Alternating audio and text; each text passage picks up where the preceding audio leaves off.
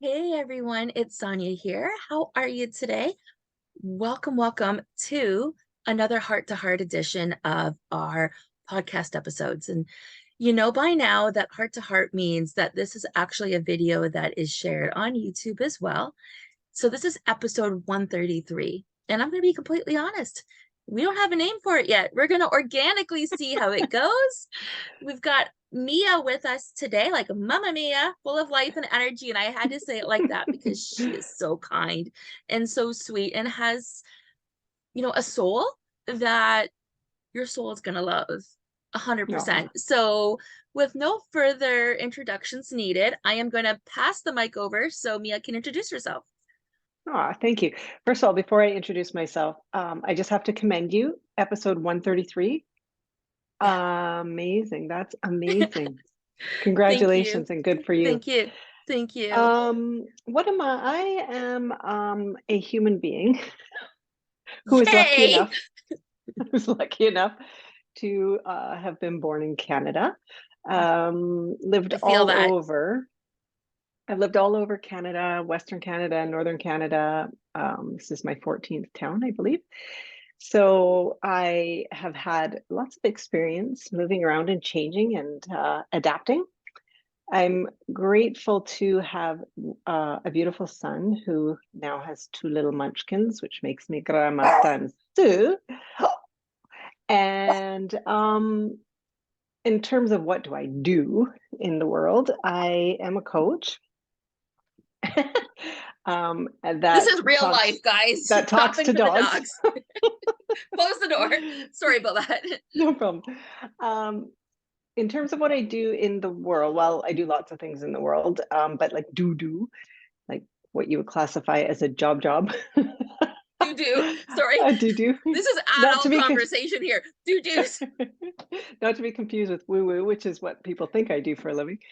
Um, So I was in the fitness industry for 30 years, more than 30 years, in multiple different ways, but I owned a couple of large facilities, which I sold my last one in 2016, and then I transitioned into the world of coaching, and now I've sort of married my experiences in life with my expertises, plural, and combine them into a form of coaching that really supports people that are in embracing the concept of massive change. So, couple things about me. I love change. I love fear, uh, and I love people. Although I am an introvert who's really good at being extroverted, so there's a little bit about me. I love that. And a couple things that you mentioned, I actually made some notes to make sure I didn't forget, but change and fear, those are things that people don't normally embrace Oh. at all. What led you to that?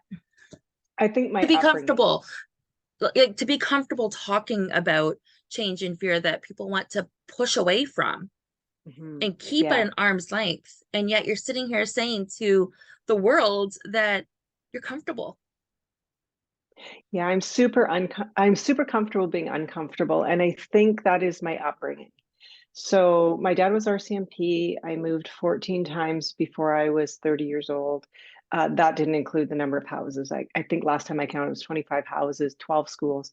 So every 2 years we moved. And every move usually had two schools just because of the breakup of the ages, the Mm. grades. So I learned at a very young age that everything is going to change tomorrow and next week and next month and next year. So I just really got good at accepting change and embracing it and just going with the flow. And now it's almost the opposite. The pendulum's almost swung to the opposite, where I get really antsy when things stay too calm, too still, too normal, quote unquote, for too long. And then all of a sudden I have to create change. Sometimes that's good, sometimes not so good. I get that. I get how sometimes creating change is not good. And this is the segue. So, for those that have been following along for quite a while, You know that I do these heart to hearts very impromptu. Normally, we don't even have a topic to talk about. We just jump in and chat.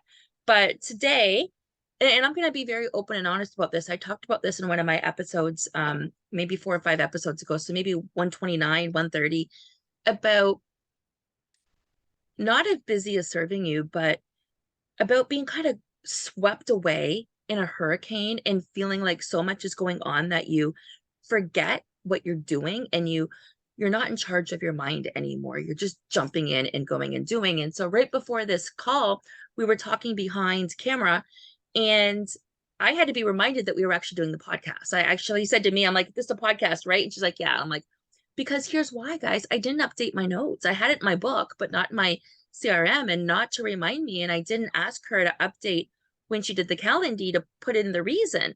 So we learn from these experiences. And, sometimes we do get swept up in that moment where we're part of the hurricane and we're no longer grounded. Mm. And this happens when change happens one way or another, when we're going through a transition and a shift. But Mia had said a few things before we got on camera, and it was about describing your favorite feelings of the season. And what I thought was magical about that is you had summarized exactly what I know other people are feeling and need to be doing more of. And I am one of those people. I've been practicing it because when it comes to change, there are so many different reactions. And when we're not in tune, those reactions take control. Mhm. When we are in tune, we slow down, we pause, we take accountability, like I just did, we reflect, and we realize, okay, this is happening. This is a transformation of sorts. So, talk to us a little bit more first, Mia, if you would, about how you had shared about this being your favorite time of year and why. And this will all segue to what I just said. Yeah, I said this has always been my favorite time of the year. It's changed over the years because now I have grandbabies, so the focus is very different. It used to be all about my son and my family. Now it's more about my grandbabies. But what I love about the season hasn't changed. I love the music. I mean, it's almost like, well, I know it annoys the shit out of my family because I'll have Christmas music playing. I set Hallmark and Holly Channel on Sirius as soon as I see it start showing up in November. And then I secretly listen to them. And when I know someone else is going to be in the Jeep, I quickly change so that they're not seeing. I love the lights. I love as they slowly start to come on around the community. I love the darkness. I love the nesting. I love the warmth, the wood stoves. I love visiting. I love the cold. I love the stars. Like, I don't know, there's just something about Christmas. And I get that this isn't for everybody, but for me, this is how it feels. It just feels like such a joyful time of the year. And I do a lot of philanthropy work, and this is where all of my philanthropy work really comes to a crest. So it's always this time of year when I'm giving the most to, which is probably my favorite thing about Christmas is giving. I don't need a thing. I don't want a thing, but man, do I love giving. Tell me a little bit more about that. Tell us a little bit more about how you feel when you give, because many people wait until they take care of themselves, their families, their first, their inner circle before they give to others. And let's talk about that because there's a lot of magic in that. And I know that's leading up to another key word that you had said earlier, about reflecting and Hmm. pausing Hmm. and appreciating and the magic that brings it all together. So Yeah. go ahead. Yeah, share a little bit more of that About the giving. about the giving and what that looks like to you. Yeah. I For me, giving is comes from a place of gratitude. So which is almost like the opposite. You'd think, oh, I'm so grateful that I received that. But the receiving and the gratitude that I get from giving is bigger than anything I could ever feel from receiving a thing, a tangible item. So this year, normally I have a foundation called the Bag Lady Project, and it's grown every single year for 13 years. And I hand sew all year myself these beautiful bags that are like a purse bag that you can drape over your shoulder. So I sew them all year long, and then I collect donations all year, usually from my clients and my friends and family. And then I take all that money and I fill all these purses with brand new items. And I've had a couple of Instagram influencers who have sent me thousands of dollars of sunglasses and makeup and all this kind of stuff. So just imagine working on that all year. And then the day that you actually get to deliver that to the Transition Society and to Santa's workshop, the looks on their faces, the gratitude that they have for receiving all of this stuff that's going to turn around and be given to somebody in need, that is worth every moment of work that it takes to bring it together. Is just knowing that. I actually had a young girl say to me in the grocery store once, she was asking me why I was buying all this stuff. I said, oh, it's a project I do each year called the Bag Lady Project. She goes, I got one of your bags. Mhm. That was a goosebump moment. I was gonna say it just gave me goosebumps. I had a feeling you were gonna say that, and this is what I said at the beginning, ladies and gentlemen listening to this, is your souls are going to connect with her soul.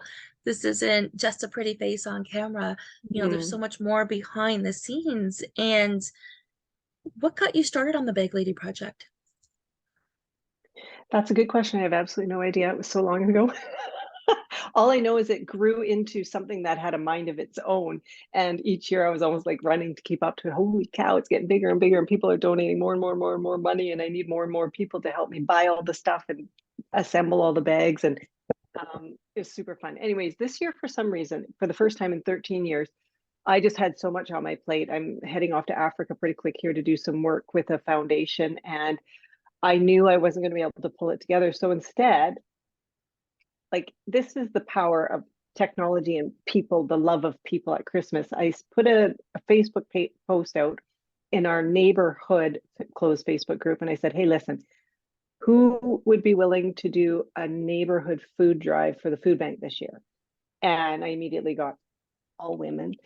Just gonna say, like, yes, yes, yes, yes, yes, yes, yes, yes. We filled a van, like an actual van, so full of food in 5 days. And that was it. It was so effortless. Like, people just want to give. People want to help. Sometimes it just takes one person to just do the organizing. So that was my version of the Bag Lady Project this year, but I was not going to not give. Awesome. And Mm-hmm. the people that you're touching, not just with your coaching, not just with the products, but the people in the community that loaded Mm-hmm. things in the van. Like it's a ripple effect. Yeah. Yeah. And Yeah. that in itself is magic. I mean, there is a saying called giver's gain, and people don't understand what that means. It's different than adding a $2 donation when you're at Shoppers or when you're at the Mm-hmm. grocery store. Mm-hmm. What you're Good point. doing is right, is so much more than that. And again, how many people are like, oh no, it's no, no, thank you, no, thank you. I'm not going to do the $2. But even that makes a difference, Mm-hmm. right? I like what you're doing better. And I'm going to be completely honest, because by hearing your story and learning more about it, I know it's the proceeds are going directly to the person. Yeah, When you're absolutely. contributing $2 over a till, you don't know how that's being split. That's true. Yeah. And of course, right now, just coming out of a pandemic and just going into a potential recession, the food banks are in need of food more than they've ever needed, for years and years and years and years. So it was a great time to be able to pull people together and give, give. That's what this season's about. And is that for you where the magic of the season happens? Absolutely. It's so interesting. This year, I don't have a single Christmas present under my Christmas tree, which is the first time ever. And I'm so excited about that because I don't need anything. My husband doesn't need anything. We don't want anything, but we're pretty happy about giving, right? And so this year, I Nice. said to my entire family, nobody needs anything, nothing. So I'm like, okay, sorry, everyone. I'm going to preface this by saying sorry, but Nobody's getting anything this year. And in lieu of everything we would have spent on every one of you, we're donating all that to the food bank as well. And everybody was like, yes, perfect, because we Oh, don't need anything. Yeah. Even my granddaughter and my grandson, my grandson's like 4 months old. He's not getting anything. And my granddaughter's getting one thing. That's it. All good. She can have my love. She can bake with me. She's got my time. And that's it. so what I love hearing about that is, we're similar. We have grandkids, we have coaching businesses, we are wearing so many different hats, and you've made it a priority to do this and not Mm-hmm. to follow the tradition of shopping. Hmm. Yeah. And Yeah. that's And they, an amazing place to be at. mhm, thanks. Well, I think what we talked about just briefly before we started our conversation, one of the things I said that I love, you said, what, tell me something new about you. And I said, well, this is my favorite time of the year. And you're like, why? And I said, well, actually, not for the typical reasons, but because this is the time of year where I actually sit down and I reflect, acknowledge, and refocus. So I Yeah. reflect on the year and I take time to acknowledge everything that I've accomplished or experienced or um, challenged myself with. And I acknowledge it because I believe as humans, especially I'm going to say more heavily women, we focus entirely on our failures and our what we didn't accomplish and what we didn't do and the weight we didn't lose and the thing we didn't buy and the vacation we didn't go on and the job we didn't get and the thing we didn't do for what about all the stuff you did do, right? And yes, we talked about this a little bit off camera, and I was sharing with you how I've recently, since our last call. So Mia had said to me, what's new since our last call? And I'm like, yep, since our last call, like it was 3 weeks ago, literally since our last call. What's new? There should always be something new. Mm-hmm. And it doesn't matter who you're speaking with, there should always be something new to share in your life. And if Mm-hmm. there's nothing new, that is something that you're going to want to circle back on and reflect Mm-hmm. on, because that means you're doing the exact same thing and you're not leaving yourself open to change or Good to one. growth, right? Great point. Yeah. And how many people have you met? Now you've been here, there, and everywhere. Like you said, you've moved so many times, but how many people have you bumped into? And oh, what's new and exciting? Nothing. Nothing. Like Yeah. nothing in the 20 years since I've seen you? Nope, nothing. Yep. Still live in the same house. And I'm like, oh, okay, well, you stay there. I'm gonna stay here and move on with my life. Great to see you. Because again, that's where the magic happens, the growth, the uncomfortable. Mm-hmm. Um, so much happens in that space. And in the failing, Is it failing though? every, oh, 100%. Every failure is a beautiful lesson, right? That's what I'm So saying. Is it failure? Yes. sometimes it is failure, but I think people are so afraid of failing, but there's so much magic in failing. I failed on it, doing so many things in my life, and I don't regret one of them because I have learned so much from every failure. I'm just air quoting in case you can't see that because you can use whatever word you want in that space. Um, but that part of what holds people stuck in their comfort of oh nothing's new is the fear of is fear of whatever, fear of this, that, judgment, um, failure, whatever it happens to be. And that's not thriving, that's just surviving, right? Yeah. Yeah. And again, you could have been approached from your family and friends with a completely different feedback and mindset for your choice this year of giving, because you're breaking the tradition of the commercial. Um, but but there's so much more. out of that moment. And that's because you are comfortable with change. That's because you say that you have failed, and a failure to somebody is not a failure to somebody else. Mm-hmm.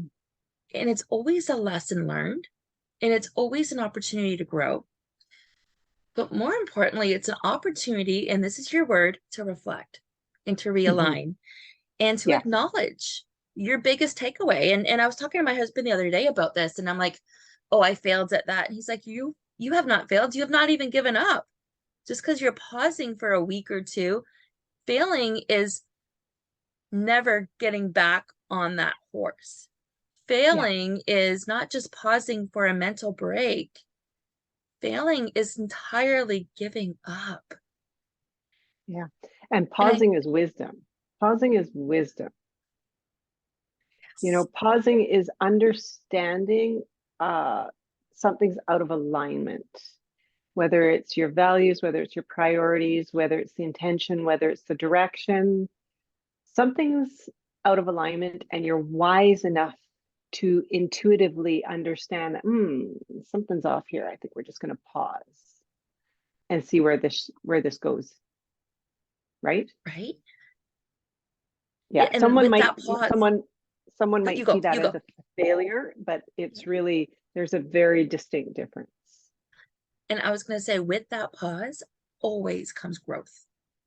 Hmm. Because Absolutely. when you're pausing, and now keep in mind, for those listening to this or even watching this, doesn't matter, but keep in mind, with pausing, if you don't pause, you will be forced to pause. Mm, Your life will tell you you are coming to a pause.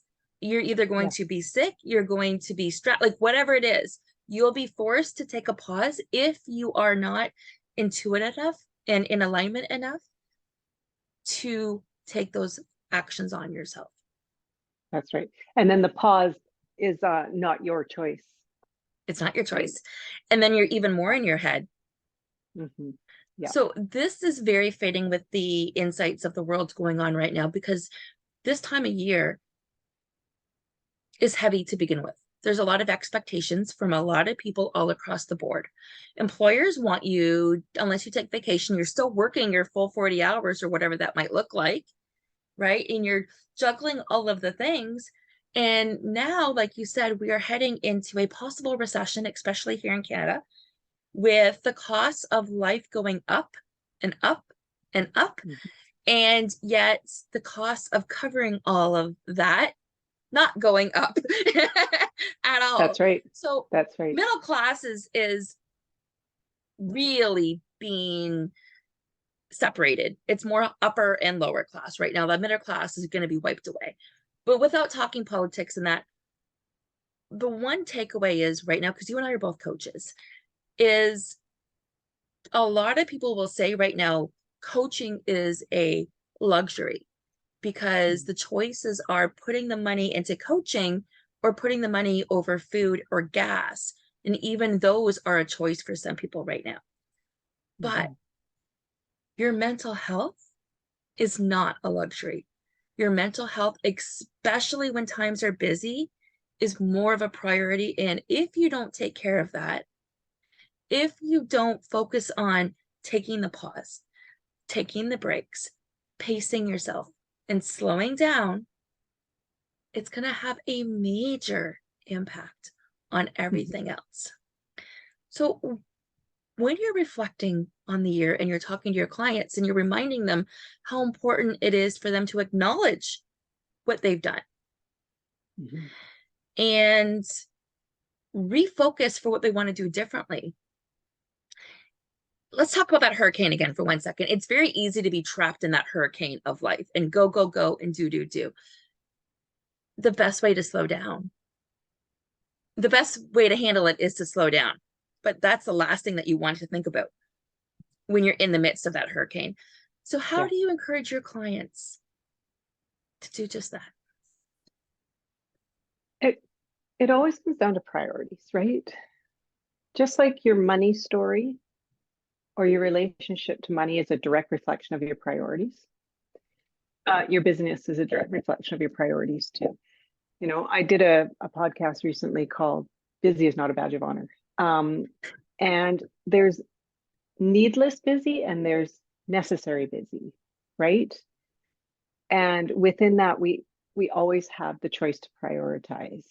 And the prioritizing is what creates the experience. So if you're number 5 on the priority list of 5, it's going to have a very predictable look, as opposed to you being number 1 on the priority list of 5. And by that, I don't mean you should be going out and getting manicures and facials and massages and take a hike. Husband, you go do all the cooking. And I'm not saying that. I'm saying take your 15 minutes in the morning of absolute sheer quiet time with your tea to focus your intention for the day. At the end of the day, take your 20 minutes of quiet time, even if it's in a bathroom with the door locked, so you have your decompression time. I'm talking more Oh, about wait. this type. So I just want to interrupt for 1 second. As a young mom with 3 girls at the time, when you're in that bathroom and you lock the door, you want to open the drawer too. Well, Because they that's know how to okay. use a butter knife to get in there. Well, that's actually that's a combination of necessary and unnecessary busy, because I was going to use the example of, like, let's take a single mom with 3 kids who's working 2 jobs. She's busy not by choice. That's busy out of necessity, right? And still within the necessary busyness, you still have a choice how you're going to prioritize everything. And prioritizing self is in support of your mental health always.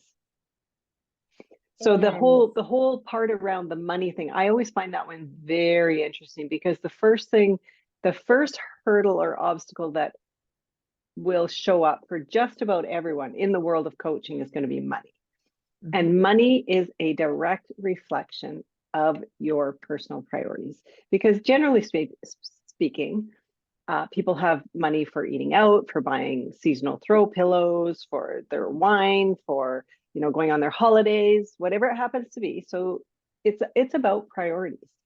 And yeah, I'm gonna leave it at that. It's a direct I couldn't agree. reflection. I could not agree more. And I know when it comes to money and facing that reflection, because you're right, what they're spending their money on. Well, I mean, I know we can go deeper on that, but we're just going to touch the surface a little bit. But then then there comes the avoidance of looking at the responsibility, the credit cards, and getting things fixed. Because maybe there was a momentary lapse, or maybe they're afraid and they're judging themselves. But you got to let all that go. If you're going to move forward, you just need to accept what is, surrender, and take that first step forward, which is the refocusing piece. Yeah. So actually, it's a perfect segue, because I have some questions that I give to my clients at this time of the year, and it really gives them some direction or some guideposts around how to really embrace everything that they've accomplished or not accomplished in the previous year, and then use that as fodder to refocus for the following year. And I laugh because I have a real disdain for New Year's resolutions, especially being in the fitness industry for so long. I knew that the biggest um, time of year for every fitness center, of course, is January. And then within 6 weeks, those people are all gone. And I was always very passionate about exercise. So I wanted those people to be there for 365 days, not for 6 weeks. So I've always found it fascinating that people want to make massive change starting on Monday or January 2nd.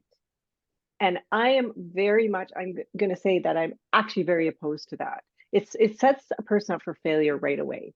Change needs to happen now, today, without any excuse. So May 4th, September 9th, July 15th, it doesn't matter what day, it doesn't matter what time.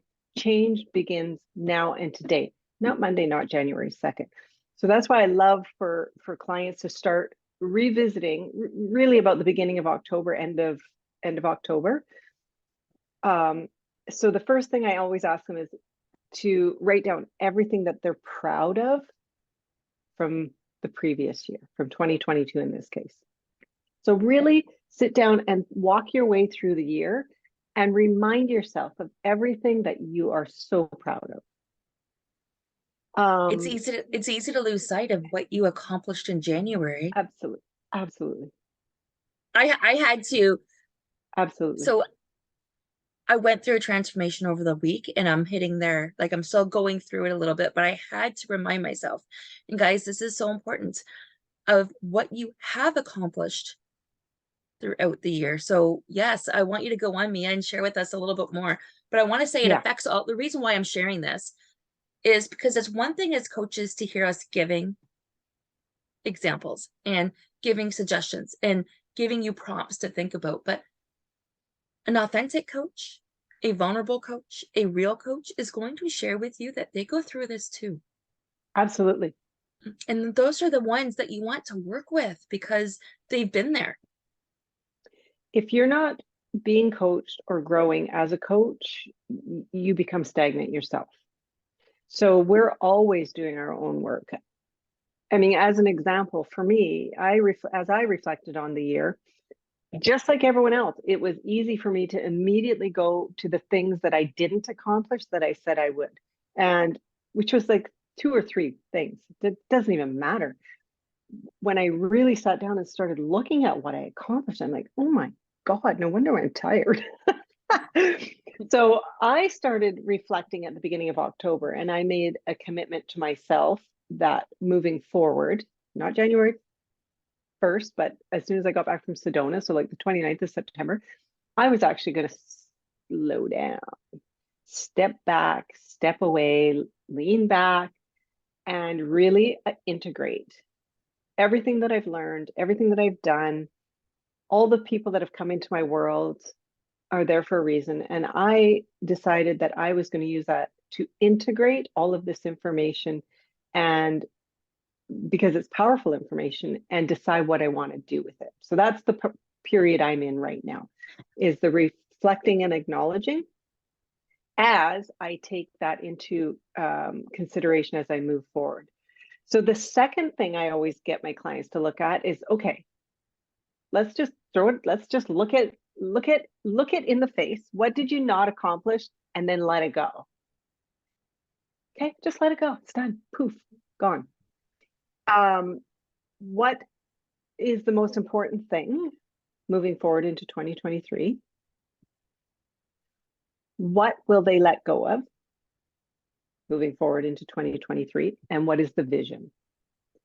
So I really get them to take a good week, 2 weeks, to really journal this out and really reflect and decide, take their values into consideration, take their priorities into consideration, and create a massively powerful intention for the following year. I love that.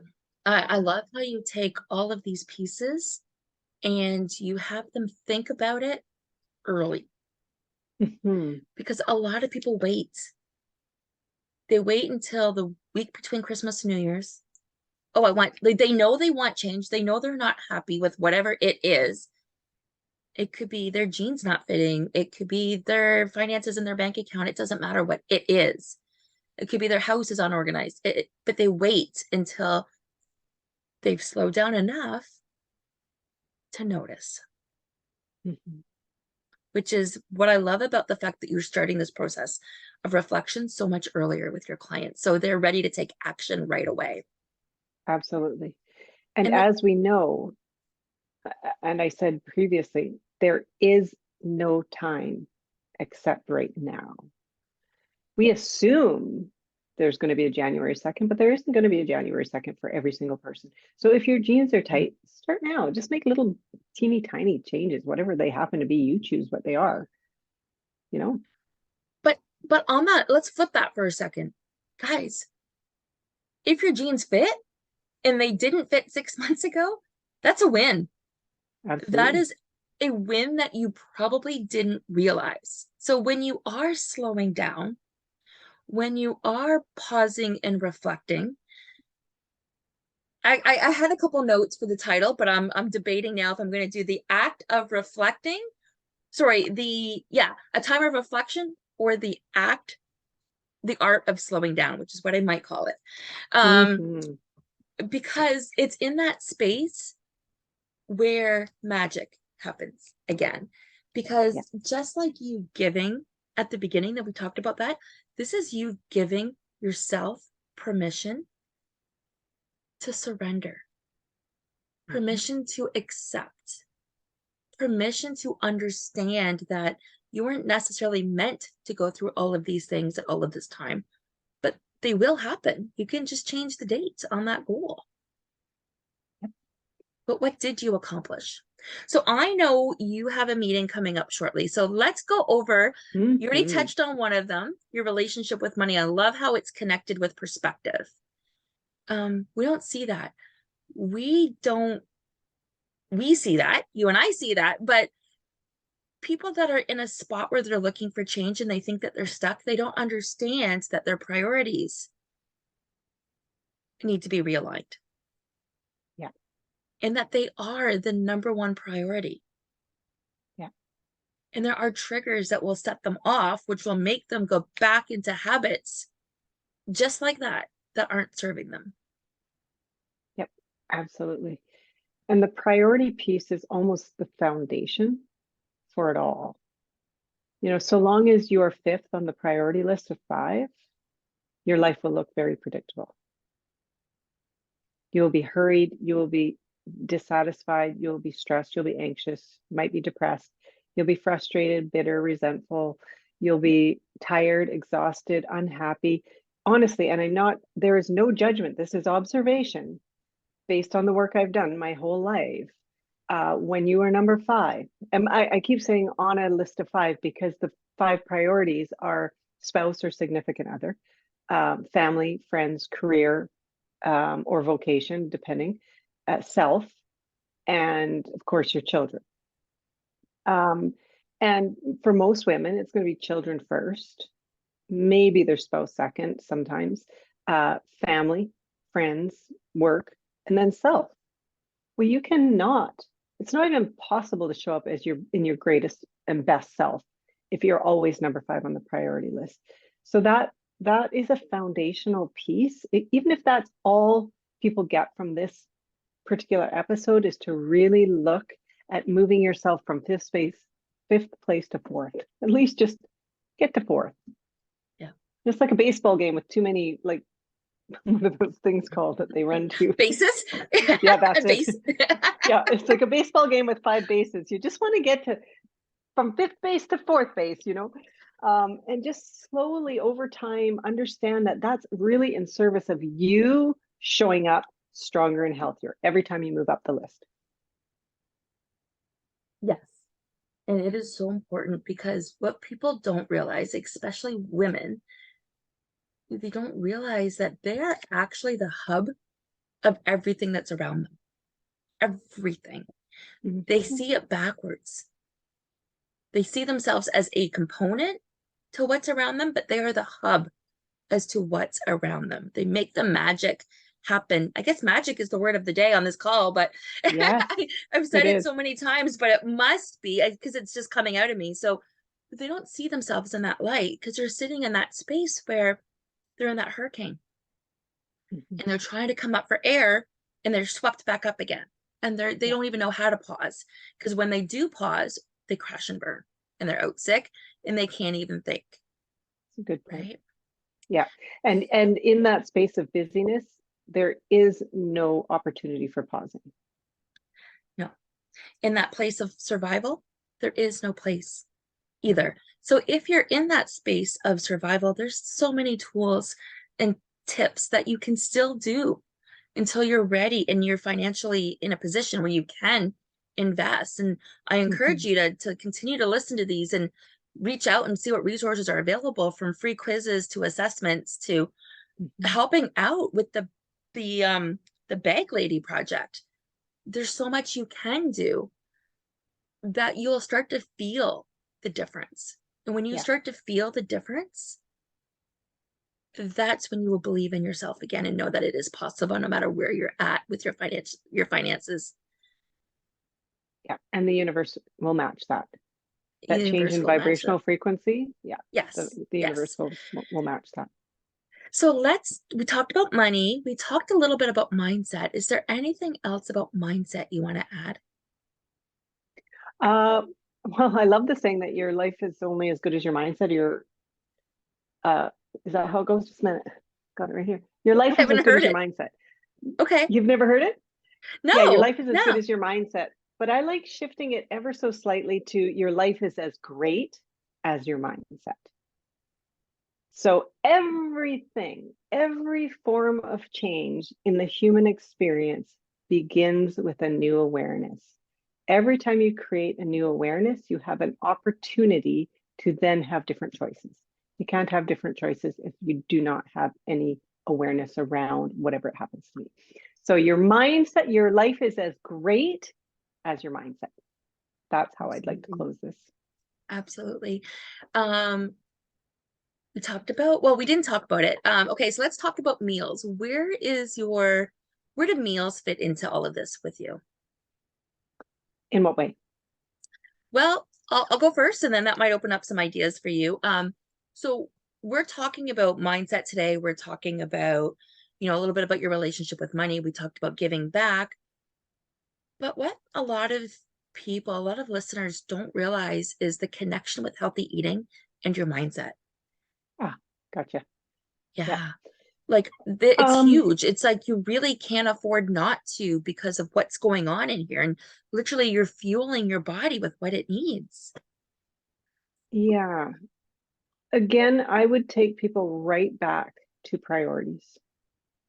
So I know I've had an intention for many years to respect my body in a way that no one else ever can or ever will. And part of that respect that I have for my body is to fuel it in the healthiest way possible. So I love to cook and I love to cook healthy and I love to plan and make sure that there's always food available at any given time in the day in my fridge because I have crazy work, right?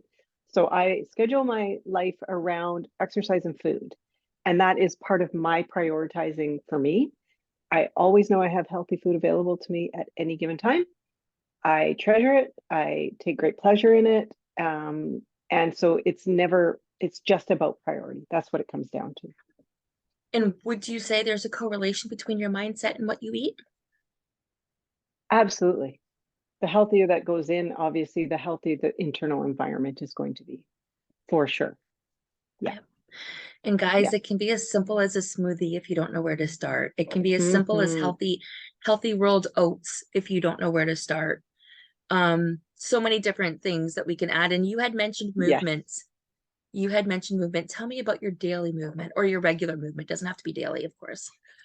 Um, well, because I'm from the fitness industry, it's just a part of it's in the fabric of my DNA. Literally, I wake up each day. It's actually scheduled right in my work in my day planner. Um, I basically exercise based on the weather. So when I wake up in the day, it's like, oh, it's a run day.